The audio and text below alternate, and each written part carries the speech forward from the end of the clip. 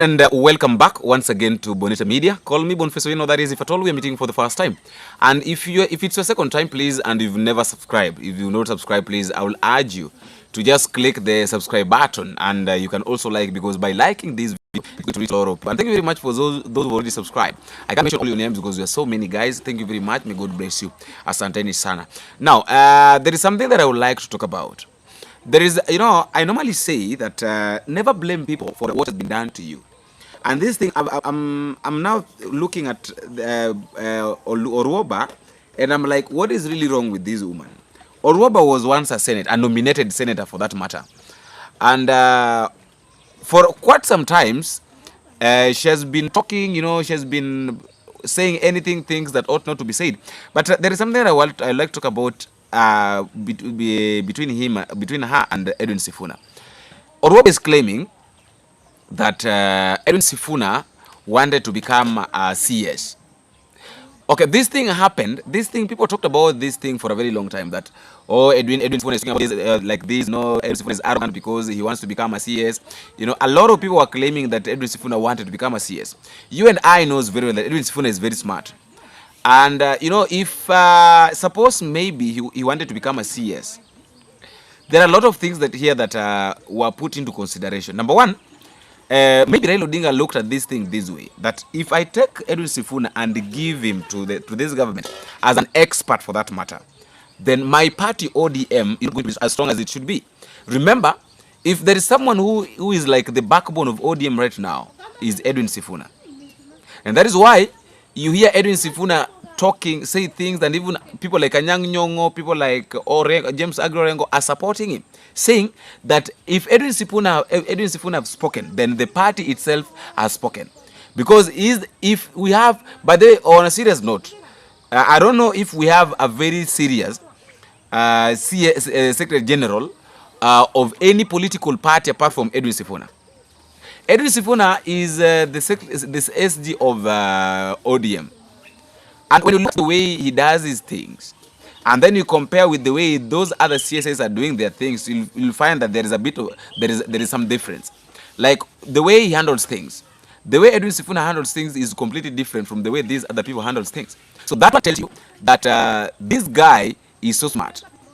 So I really don't know why. Okay, we can't say we don't know so why maybe he was not given the position of the CS. Orwoba is saying that, oh, maybe when suppose he was given the position of interior, this one of Murkomen, maybe he could have been better than Murkomen. Of course, we know that he could have been better, but we have to look at this thing this way: that anybody who gets into the government, anybody who works with William Samoei Ruto is doomed. Anybody who associates himself with William Ruto right now is doomed. There was a time that I was talking to someone, and this guy was like, do you know the reason as to why Raila Odinga has never wanted to become the president? It's not like Raila Odinga can't be president, but he doesn't want to become president. Why? Because he knows very well that once I become the president, then I serve for 10 years, then I'll be completely done politically. I want us to start this way. There was a time that Raila Odinga was almost becoming the president. The time of Mwai Kibaki, when he said that Kibaki tosha, that was the moment that Raila Odinga was to become the president. But now, being that he is a smart politician and as conman as he is, he said that he cannot become the president. Now, this is what Raila Odinga figured out: that if I become the president, let's give it an example. Let's just give an example with 1997. If I become the president in 1997, and then now we come to 2002, that is first 5 years. Then, okay, after serving for the first 5 years, I again come for the second year, that is 2002 to 2007. So after serving for 10 years, that is 2 terms, I will go. And then politically I'll be done.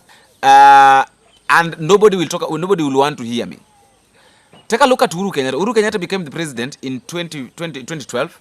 And then in 2022, he was done with his presidency. Right now, there is nothing that Uhuru Kenyatta can say which people would like to listen to. Of course, okay, we normally do some comparison between what Uhuru Kenyatta did or what Uhuru Kenyatta said with what William Ruto is doing right now, and we realize that Uhuru Kenyatta was a better president, unlike this president William Ruto that we have right now. But Raila Odinga Imagine Raila Odinga even went and became the prime minister. And right now, politically is still strong. There are people, there are places that when Raila Odinga goes, in fact, he doesn't even need to call crowd. People follow him. So that one tells you that politically there are people who calculate their moves. They know what they want to do. They know what they have to do. And there is also another person here that I feel like is really going to replace Raila Odinga. We have got 3 people here. I don't know whether they are 4 or 3. We have got Babu Owino. We have got Edwin Sifuna. And then we have got this guy is a lawyer. His name is Caleb Hamisi. So we have got Babu Owino, we have got Edwin Sifuna, we have got Caleb Hamisi. I don't know if we also have another person. If you look at those 3 gentlemen, those guys really, they have a very bright future in politics. If they don't compromise themselves, if they don't associate themselves with the wrong people, like if they just stand firm and defend Kenyans and talk things that Kenyans want. Because, you know, right now, what is needed in this country, we need people who can say things that we need to hear. Like, okay, what are you telling us? Is this the reason as to why right now we are here? Like, what are you giving us? What are you telling us? Suppose you'll tell us what we want or what we expect, then I think everything will be okay. But now the problem comes whereby you find a politician doing things, saying things that Kenyans, we Kenyans who elected them, who give them position to become those leaders, they're not doing. So that is now where the problem is coming from. But suppose now we will just have people who just understand us. People will just do things the way they're supposed to be done. People will, when we give, because we elected these people. By electing them, it means that we employed them. So they are our employees, we are the employers. So why can't these people understand? Why can't they just understand that this is what these people want? Now, when they gave us positions to rule them, this is what they expected from us. And now, instead of now doing things that we feel like needs to be done, let us do things that they want us to do to them. And that is where now you come to understand, you come into conclusion, into a summary that a lot of things are happening in this country that politicians are not against and they are not after, but the assumptions. We have got this thing known as assumptions. Like, okay, we assume. You know, you can't assume that there is a road here. That road must be made for it to be there. This issue of assumption, you know, and I'm wondering, by the way, so I really don't know what Orwoba wants from Edwin Sifuna. Maybe she just wants Edwin Sifuna to talk.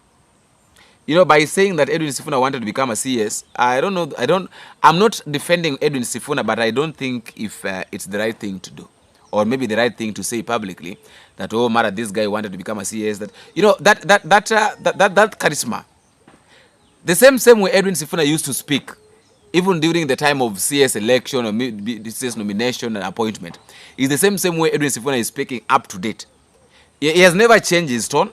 He has never changed simply because he was not given a position of becoming a CS. No.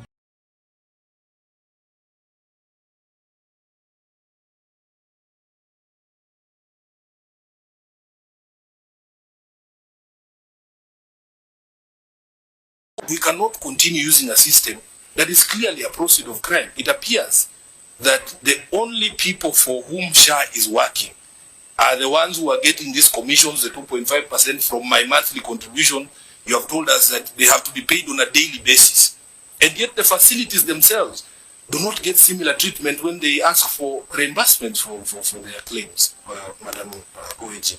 So can we, with finality, say something? Can we take drastic action? Because some of us do not mind being a bit rash if we are going to do something that is in the best interest of the country. Can we agree before this committee that we want to terminate that contract, and what are going to be the consequences? Because we can't continue to allow people to enjoy proceeds of crime. Let's just declare this SHA and SHIF a criminal enterprise, and we'll close it to date. Every report that comes before you, where I pay attention to what Ruto says. So already I have concluded that there was no effectiveness or lawfulness in the use of public resources under those matters. Then I have the third section that now looks inward into the entity in terms of governance, in terms of risk management, in terms of the internal controls the honorable member is raising. And I also give a conclusion. And I said these matters have affected internal controls, or internal controls are not being followed. The governance structure has problems. There is no risk management. And hence, then we have all these issues happening under effectiveness and under the opinion matters fiscal. So my report is very clear on that I have already pronounced myself on the issues that were not lawful and that were not effective.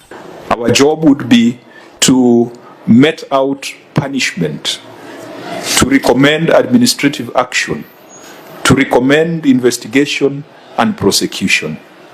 The Auditor General has done the diagnosis. It is now time for Parliament to do the prescription. And that prescription is not about reopening the case, because it's the Auditor General that has done the case. The role of Parliament now is to prescribe, and to prescribe the stiffest punishment, even if it means discontinuation of the system, debarment of the service providers, investigation and prosecution of accounting officers, striking off the professionals from their professional bodies, the procurement professionals, the legal professionals, the accountants. I think that's what you're saying, that now that is the job of Parliament, to do the prescription. You have told us the patient is sick. We are now the ones to prescribe. And I hope that the National Assembly and all the various committees can speak in the same language to provide hope to the country that these big issues you have raised regarding 104 billion Kenya shillings is not going to get lost. After all, guys, that is just my thought, and that is all I have for today. Let me also know what to think at the comment section, but just a reminder, if we are meeting for the first time, don't forget to drop me a comment at the comment section, tell me what to think and where you're watching this video from. Until we meet again, I have been your host, Bonfesa. Bingo.